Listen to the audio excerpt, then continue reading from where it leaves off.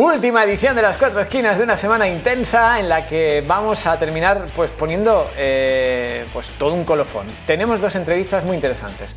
Por un lado vamos a ofrecerle uno de los estudios más minuciosos que se han realizado nunca del capítulo de la Reconquista de Antequera, con pelos y señales. Nos van a describir cómo era la Antequera en aquellas fechas, cómo era el infante don Fernando y su estirpe aristocrática, cómo se fue preparando incluso la maquinaria de guerra utilizada para la batalla del Asalto y cómo se desarrolló la misma con sus pros y sus contras, porque no todo fue de oro lo que relució allí. Nos lo va a contar el investigador en persona que hoy recibimos en nuestro plató, José Luis Sánchez Garrido y Reyes. Y entre la calle El Río y la muralla, esa zona era la zona de expansión. También estaba protegida, menos que la parte del castillo, pero también una zona protegida. Por ejemplo, la calle Herradores era porque allí era donde estaban los caballos árabes, que estos no estaban dentro de la fortaleza, estaban... En un día en el que esperamos también la visita, en este caso virtual, del presidente de Cruz Roja, 500 socios, 900 socios, 500 voluntarios, 3 profesionales que trabajan arduamente en una emergencia de carácter social eminentemente y donde la curva no es descendente sino ascendente, nos lo va a contar el propio Pérez. Sí, es difícil de lidiar con ella porque no es solo una crisis sanitaria, social, económica. Y tú dices, bueno, uno ha sido trabajador de la emergencia, pero no de todas estas emergencias juntas a la vez. Desde Cruz Roja, desde mi aspecto personal, la emergencia sanitaria, no soy profesional sanitario, no te la puedo valorar. Sé que es importante, bueno, porque... En un día en el que tendremos a Antonio Jesús Palomo con su Instagram, su Facebook y el habitual cierre que les ofrecemos habitualmente con la agenda del fin de semana.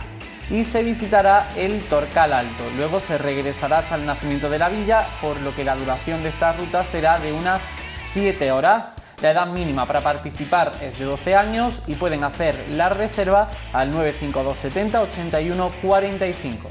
Les ofreceremos una de las exposiciones virtuales a las que nos invita la agrupación fotográfica antequerana.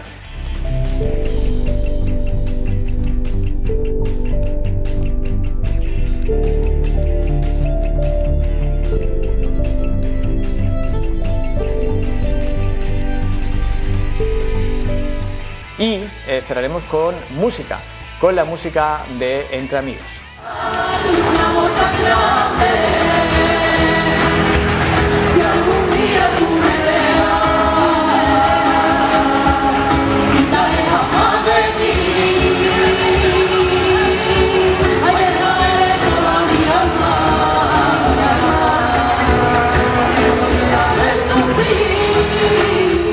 Comenzamos ya así con las 4 esquinas de hoy. ¡Bienvenidos!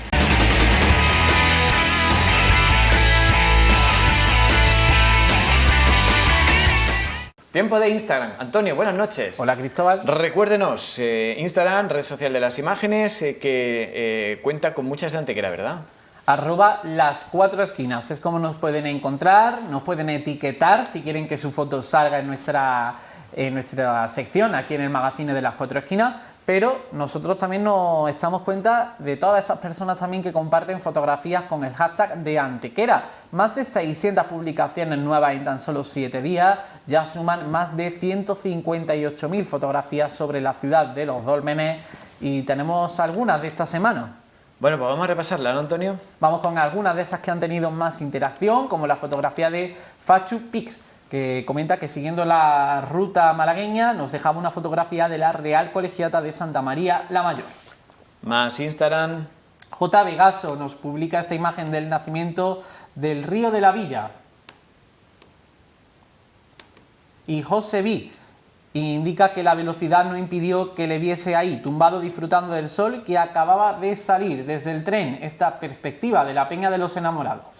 Imágenes que seguimos recopilando del Instagram y de toda la gente que nos hace llegar esas fotos mediante pues simplemente una mención o una etiqueta, así de fácil, ¿no? Como esta fotografía de Alicia in Wonderland, esta instantánea maravillosa de la ciudad de Antequera, recogida desde las alturas.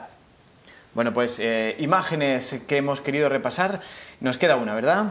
Sí, tenemos una instantánea también de José García Cabezas, titulada Linaria Anticaria y el Torcal, ya que nunca nos deja de sorprender la belleza natural que alberga no solo el paraje natural del Torcal de Antequera, Cristóbal, sino también lo que es su fauna y su flora. Pues esta instantánea, que creo que es de José Antonio Torres Sánchez, pero que comparte José García Cabezas. Bueno, pues gracias a todos los seguidores que a través del Instagram nos hacen llegar estas imágenes bellísimas de Antequera. Nosotros recordarles que se suscriban a nuestro Instagram en Las Cuatro Esquinas Antequera, y ahora seguimos con más cosas aquí en Las Cuatro Esquinas, no se vayan.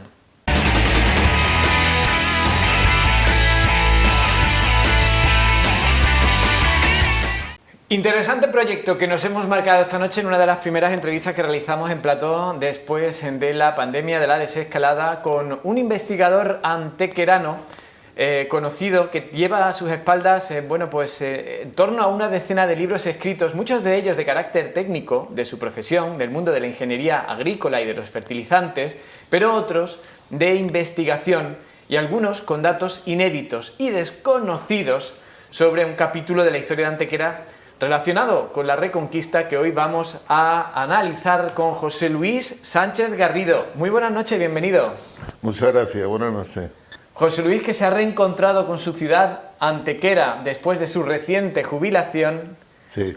y le ha regalado pues este libro que tenemos aquí, La conquista de la Antequera musulmana, que es uno de los libros o de las investigaciones, si me permite, más exhaustivas de una época, de un momento, del que se habla mucho, pero se ha investigado poco, ¿verdad?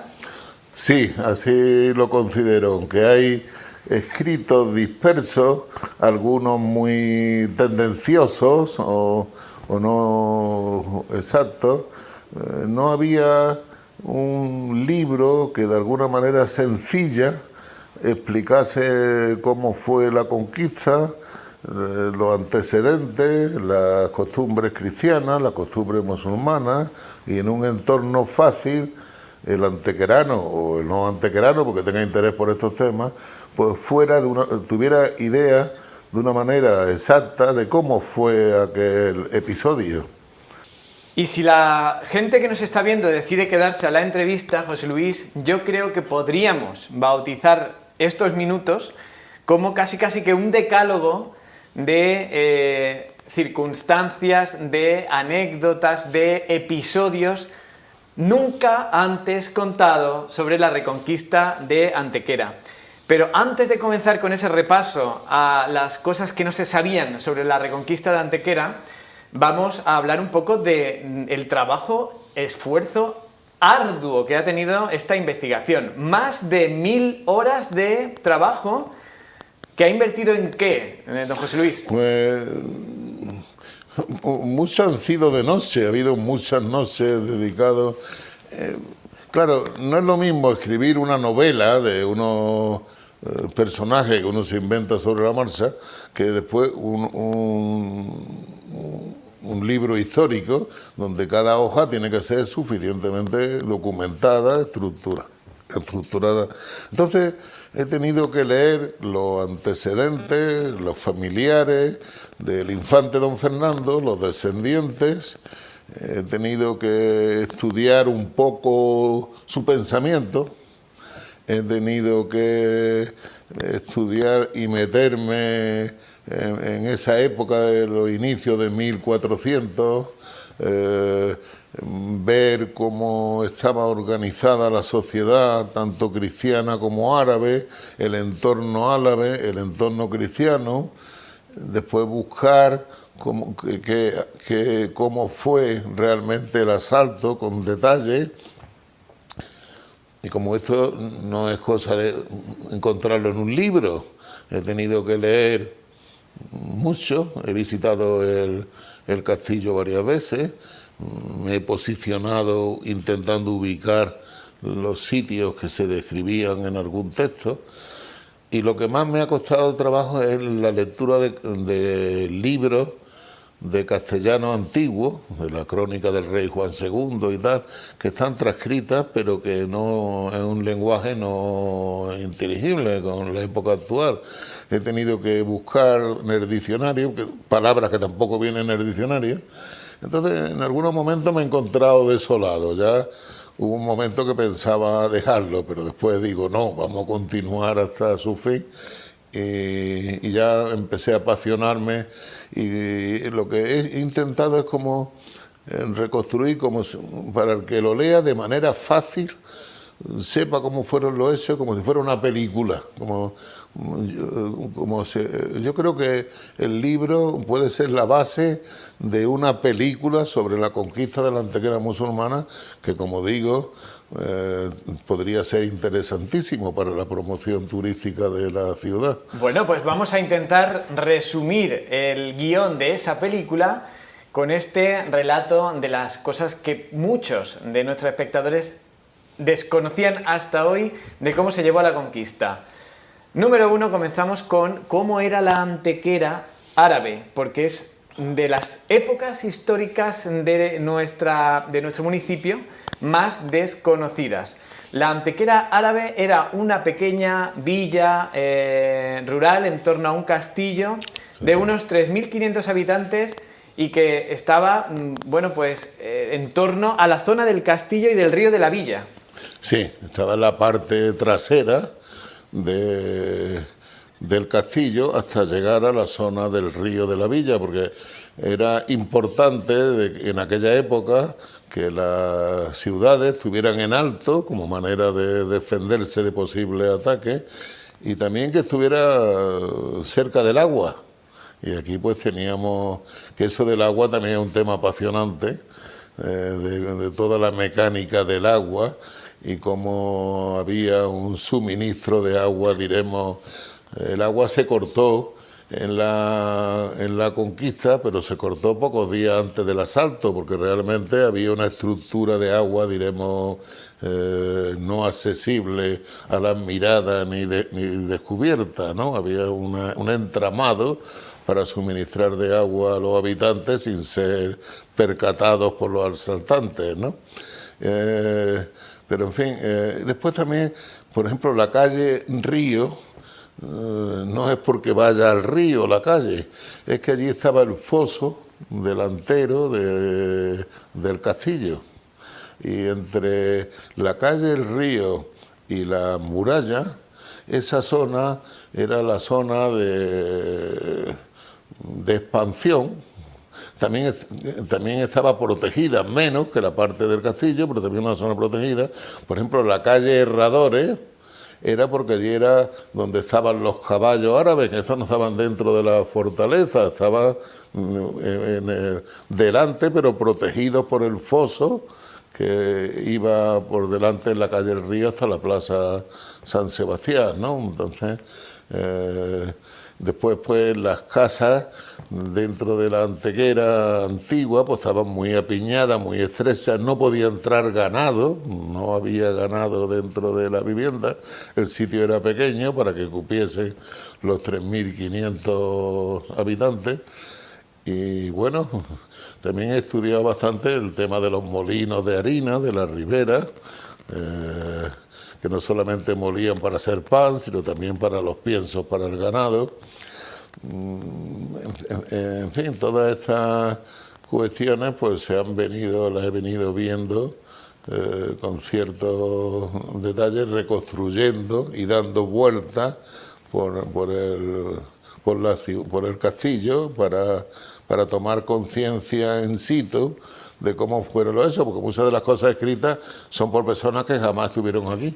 Bueno, vamos ahora con el bando cristiano. ¿Qué ha descubierto usted sobre cómo era, no sé si el día a día, pero el contexto familiar aristocrático del infante don Fernando antes ya de meternos en el asalto? ¿Cómo era ese núcleo familiar dentro de esas, entre comillas, luchas de poder que existían? Bueno, el infante don Fernando era hermano del rey de Castilla, que falleció, y entonces,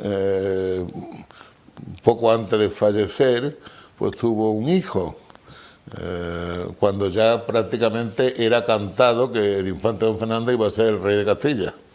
Pero este hijo tardío por parte del hermano pues ya hizo que se olvidara de esta, y lo que fue nombrado regente de Castilla, él y la madre del niño, su cuñada. Como no había buena sintonía entre los dos, pues optaron que la regencia del Reino de Castilla pues iba a ser, se la dividieron, y lo que era, diremos, de Valladolid para abajo, pues lo regentaba el infante don Fernando, y lo que era de Valladolid para arriba, pues la cuñada. Entonces, esto iba estaba muy en consonancia con la expansión del reino a base del ataque a los musulmanes. Él ya tenía experiencia, el infante don Fernando, y había fracasado 2 o 3 años antes con un asalto que hizo a Setenil, donde, bueno, no había dinero, la tropa se fue, la torre de asalto se cayó, total. Y entonces él pues también tenía mucho interés en un sitio que fuera sonado, un sitio que le diera marketing, le diera poder. Y entonces de los 3 o 4 opciones que había, como era Gibraltar o Algeciras, Baza, pues él tenía claro que debía de ser Antequera. Lo que pasa es que su gabinete de marketing pues indicaba que no se dijera el sitio que se iba a atacar, para que los musulmanes o los árabes pues no se equiparan en ese punto concreto. Entonces indicaban que la decisión se tomaría en una reunión a tener en Córdoba, en abril de 1410. Y allí se reunió la nobleza con el infante para la decisión de cuál era la zona atacada, decisión que ya estaba tomada previamente. O sea, prácticamente lo que fue decir que la decisión era Antequera, donde estaba ya previsto. Lo que pasa es que diciendo que era varios puntos, pues se tenía distraído a la población musulmana, ¿no? Entonces, al día siguiente por la mañana, el 7 de abril, pues fue ya la salida inmediata para que no le diera tiempo al enemigo a formarse desde Córdoba para Antequera. Hicieron 2 o 3 escalas que se destacan en el libro, y la frontera musulmana con la cristiana estaba en la Roda de Andalucía, en el río Yeguas, que es un río que nace en Sierra de Yeguas, que he ido allí a verlo, y que desemboca en Puente Genil, en el Genil, un afluente del Genil. Entonces, a un lado del río Yeguas era la zona cristiana y a otro la zona musulmana. Entonces, ya esa mañana del 7 de abril, si la memoria no me falla, pues ya atravesaron el río, y aunque sabía que no se iban a encontrar ningún enemigo hasta Antequera, porque había una vigilancia previa de la zona mediante gente que iba espías, ¿no?, a estudiar el terreno, pues cuando atravesó el río despegó su ejército ya en forma triunfal, amplio, enfrente, delante, detrás, con bandera. El infante don Fernando era para mí es que el primer experto en marketing de la historia de España, porque estudiaba mucho el tema publicitario y el tema de actos y tal, le daba bastante empaque, solemnidad para tal, y llevaba a su gente para que escribiera su artículo de los fastos que organizaba y de cómo lo hacía. Otra de las cosas que eran quizá poco conocidas de cómo se llevó a cabo la conquista es el endeudamiento relativamente alto al que se tuvo que someter el bando cristiano y cómo durante muchas semanas antes se fue preparando maquinaria militar para poder realizarlo y que tenía como su buque insignia la conocida como Torre de Asalto y máquinas de protección de la Torre de Asalto que fueron edificadas en Sevilla. Sí, prácticamente un año antes, casi a primero de 1409, el infante puso como una delegación, podemos llamar, en Sevilla, que fue la encargada de comprar y hacer el acopio del material de guerra para la conquista de Antequera, ¿no? Y allí, dentro de los Reales Alcázares, construyeron la torre de asalto de Antequera. Y además fue curioso porque para sacarla hubo que romper la muralla de los Reales Alcázares. Entonces dice, para salir la torre de asalto ha habido que romper la muralla, que no la hizo ningún ejército en toda la historia anterior ni posterior, ¿no? En cuanto a Sevilla. Claro, la torre venía desmontada y algo así como 120 carretas entre torre y otro diferente tipo de material, 2 cañones, que en aquellos tiempos no se llamaban cañones porque eran muy elementales, pero bueno. Y entonces, pues, lo que pasa es que cuando llegó el infante don Fernando Antequera, las carretas con todo el material se retrasaron, llegaron 15 o 20 días posteriores a la llegada de él. Entonces los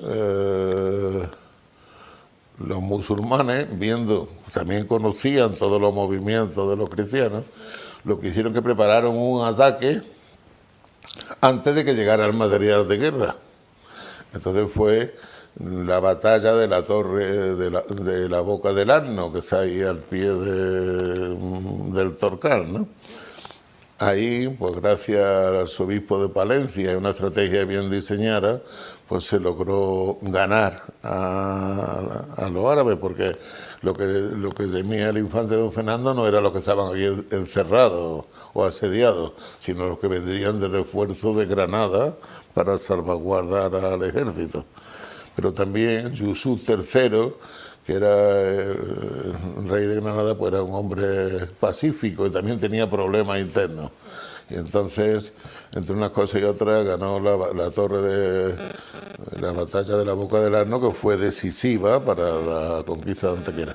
Lo que pasa es que financieramente fue un poco desastre, porque ellos tenían previsto, casi todos los soldados que venían pues eran mercenarios, ¿no? Contratados en los pueblos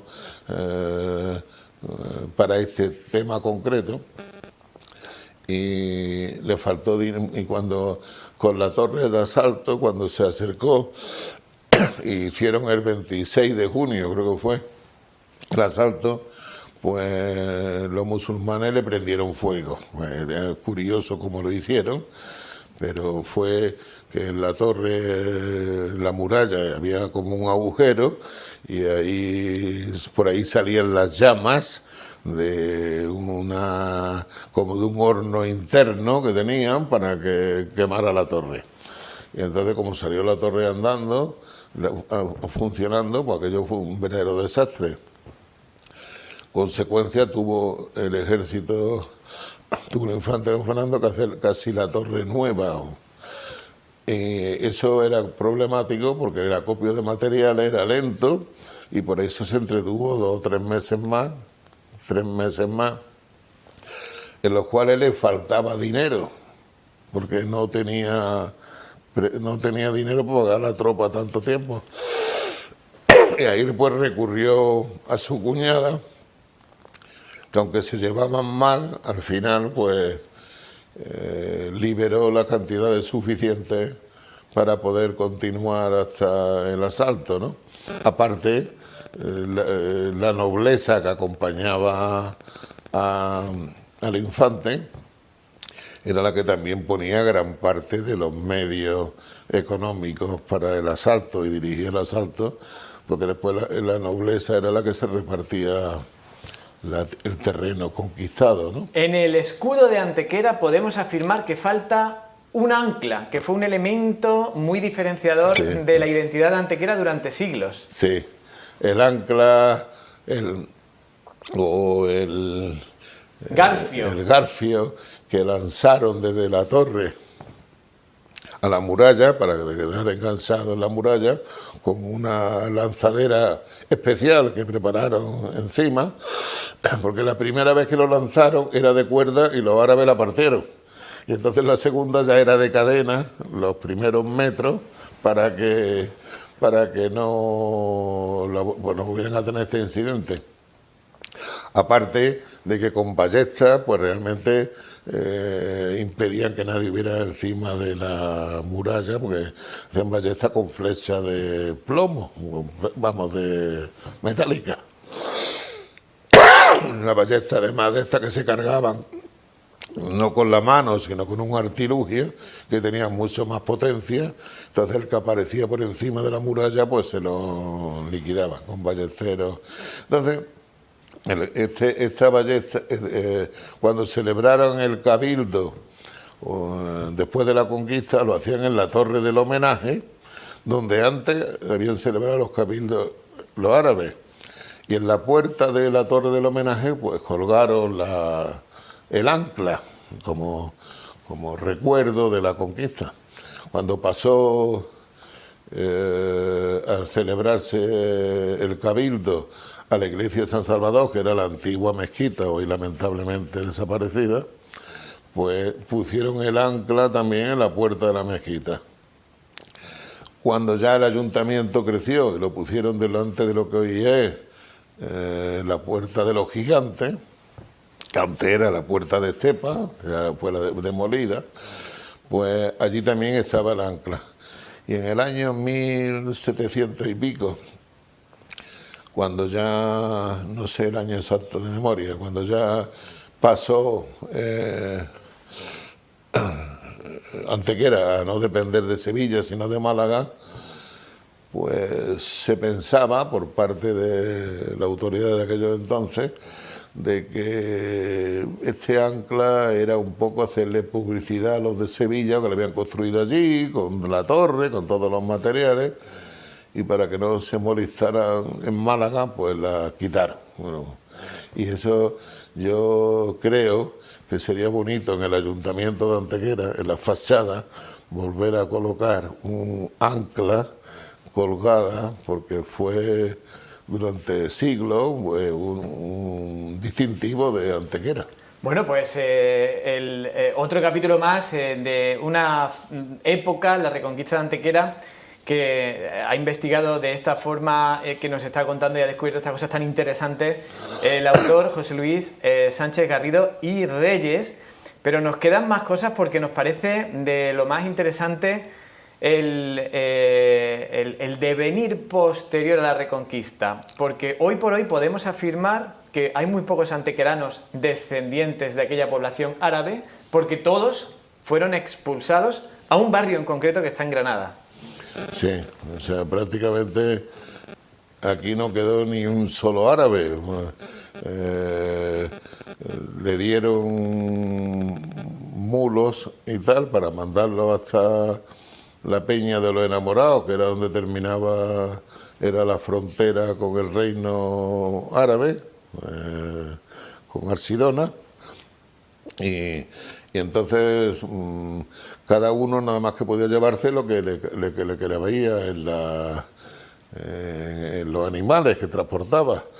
Parece que murieron. Y entonces pues todos, contados, uno a uno, pues fueron expulsados en 2 o 3 días. Primero acamparon al lado del campamento cristiano y desde allí pues le dieron fue una de las condiciones de la rendición.